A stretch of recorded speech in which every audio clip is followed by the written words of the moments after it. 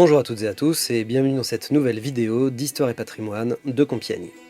Il est parfois compliqué de se rendre compte à quel point Compiègne a pu être au cœur de l'histoire de France. Je vous propose donc de revenir un peu en arrière, à la fin du Moyen-Âge, en 1356 pour être plus précis. Le 19 septembre, les troupes françaises de Jean II rencontrent celles du roi d'Angleterre à Poitiers.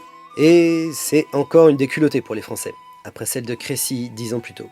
C'est même la troisième, puisque le premier engagement franco-anglais à l'Écluse en 1340 ne fut pas non plus une réussite dans le genre.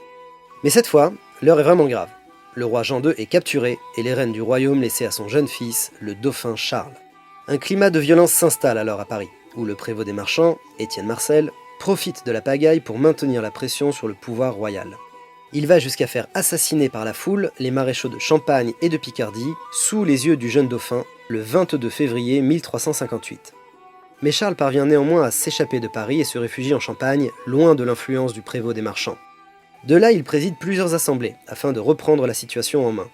L'Assemblée des nobles de Picardie et d'Artois est ainsi réunie à Senlis le 26 mars, puis ce sont les États généraux de Languedoil, c'est-à-dire du nord de la France, qui se réunissent à Compiègne du 4 au 14 mai. Et c'est là qu'il obtient la condamnation d'Étienne Marcel et parvient ainsi à juguler la crise. Il entre finalement dans Paris le 13 juillet avec 30 000 hommes et assiste au massacre du prévôt des marchands et de ses partisans le 31 juillet. Je vous dis à demain pour une nouvelle vidéo et en attendant, portez-vous bien.